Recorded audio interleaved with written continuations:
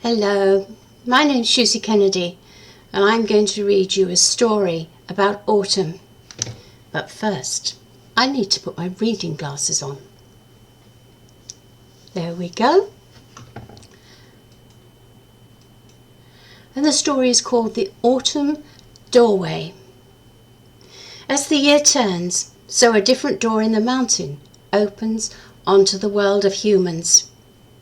Mostly so that the good folk that live in the city inside the mountain don't bump into any stragglers from the hundreds of humans that come every summer to look at the sea, the mountains, and enjoy having everything all in one place, the moor and the heather, the high mountains and the grey crags and the gentle valley which is painted in shades of beautiful sage green.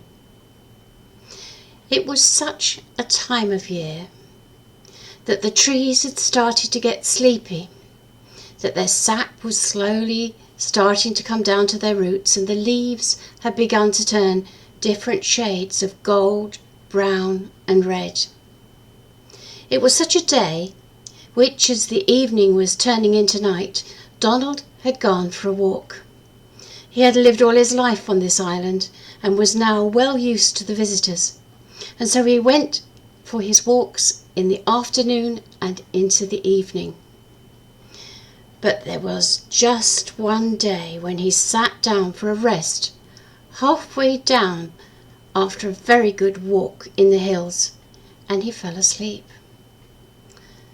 When he woke up, right in front of him was a door set into the wall of the mountain, painted in shades of autumn with patches of grey. You might have called this camouflage.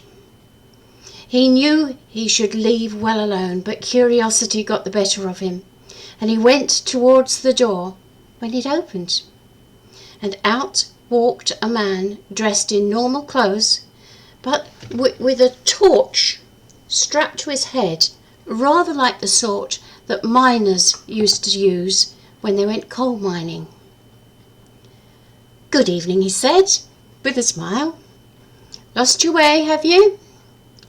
"Well, actually I fell asleep on the way down the mountain, and I've woken up in the dark when I saw your door," said Donald. "Then let me be of service and guide you back down the way," replied the man. They were just about to set off when the door opened again, and you could hear the most wonderful music and singing and Celtic music, fiddles, a bodhrán perhaps, and some feet stamping in time to the music. Then out stepped a young woman with long red hair, wearing a patchwork skirt and a top made of many different colours that seemed to blend into the background somehow. "Hello," she smiled. "Are you coming to the ceilidh?" Poor Donald. He had to make a decision.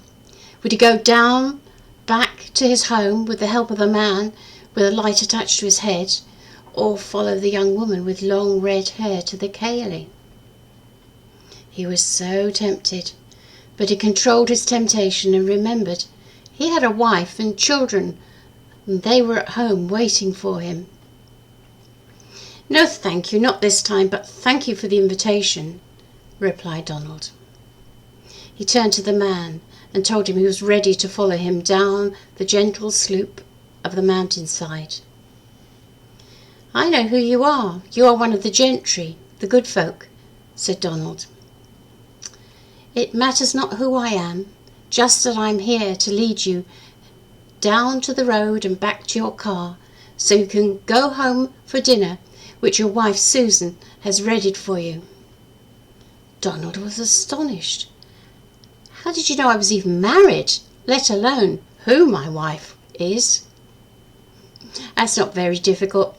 You're wearing a wedding band on your ring finger, and the tattoo on your arm has a heart with the word Susan in it. And the two together, well, that gives a good story." Donald was satisfied with that answer, and they started to walk back down. "I'll come too," said the girl with long red hair, "just to lend a hand." They walked for what seemed like a long time, but in fact it was only 10 minutes. And as they got nearer the car park, the silence was astonishing.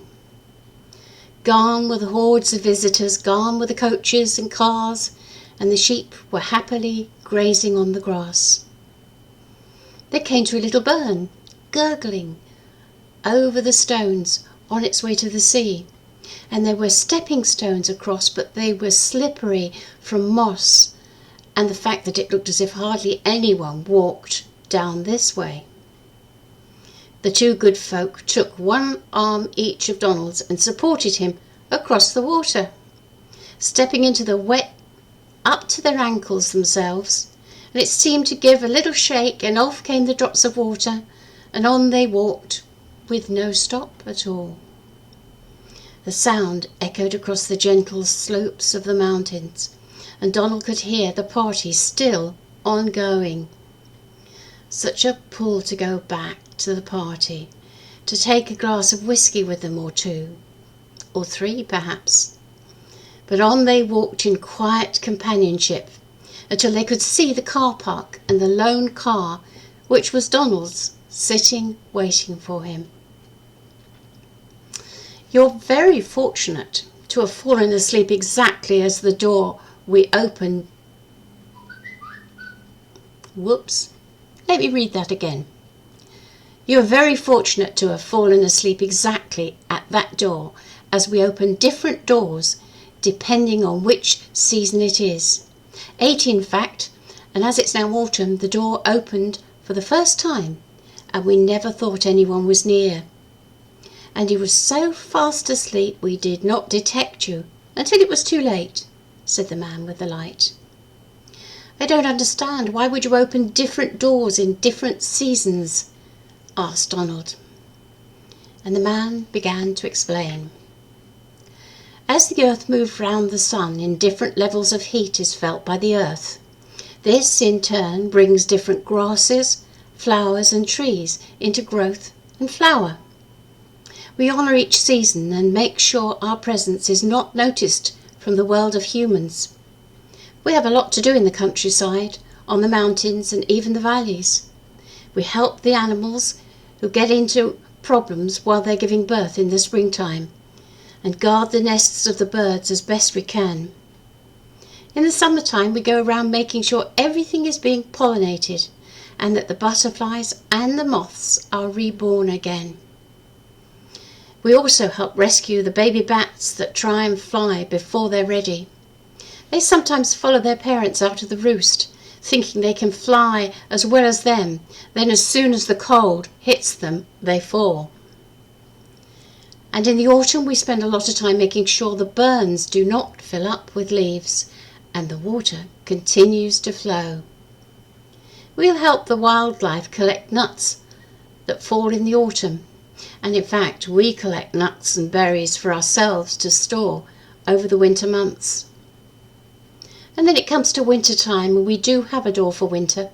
It's as white as snow, and we hardly ever open it, unless someone is in great need and calls to us, and naturally we would come out to their call." "I thought you said you had more than 4 doors. Are there more?" said Donald. "Yes, there are 8 doors altogether, and the other 4 are to do with the festivals of the old ways, the old agricultural year's turning, and to honour the gods associated with these. The other doors open at Imbolc, which is early spring, associated with Bridget. We call her a goddess, but you may know her as a saint. Then Beltane, when you light bonfires and guide the herds between the 2 fires for fertility and to help get rid of unwanted insects.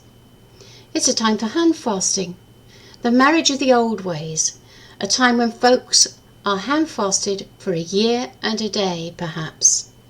Might you see this as an engagement to marriage?" "Well, that's only 2. What are the others, and how do they affect me?" asked Donald.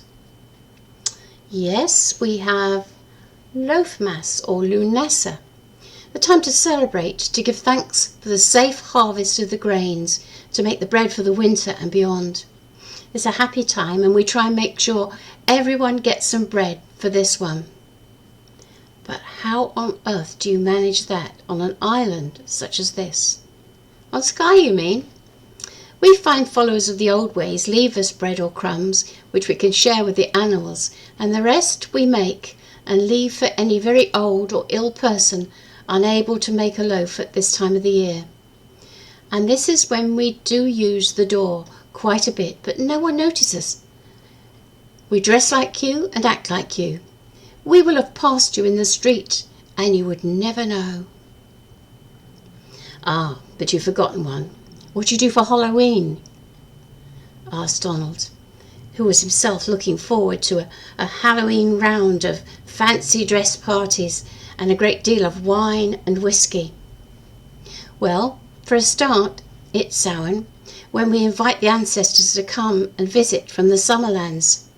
We guide them to their descendants, if need be, and just show them what has been built, what has been achieved over the year.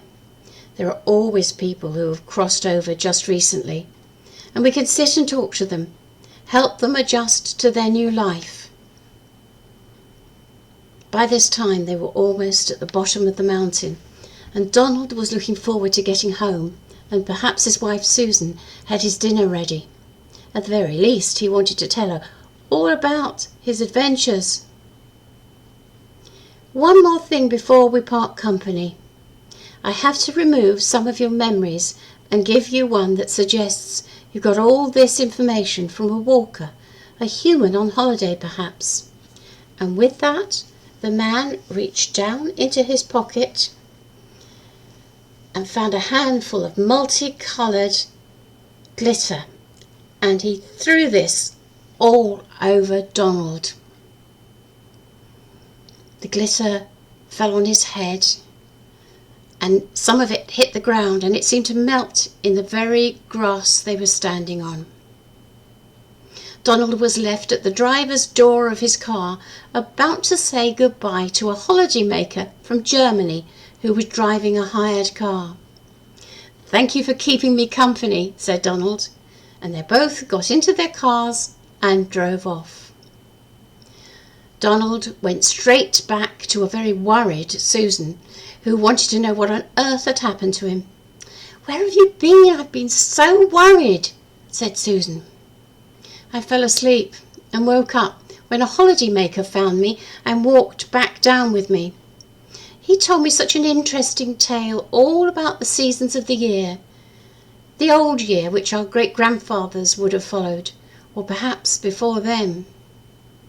Donald went and took his coat off to hang it up, and as he did, multicoloured glitter fell off his jacket. Donald looked in astonishment and worried where it came from, and as he watched, it disappeared, and he was left rubbing his eyes. "Come in and have your tea now," called Susan. "You must be very hungry after all that walking." And as he ate, he began to feel better, and the strange otherworldly feeling disappeared. Neither of them noticed a small... I'll read that bit again for you. Neither of them noticed a tall, thin man come up to the window and check to see if Donald was safely back at home and all was well. There's still a tiny bit of glitter under the collar of Donald's jacket, but he will never remember where it came from. And that's the end of my story for you for this time of the year, for autumn.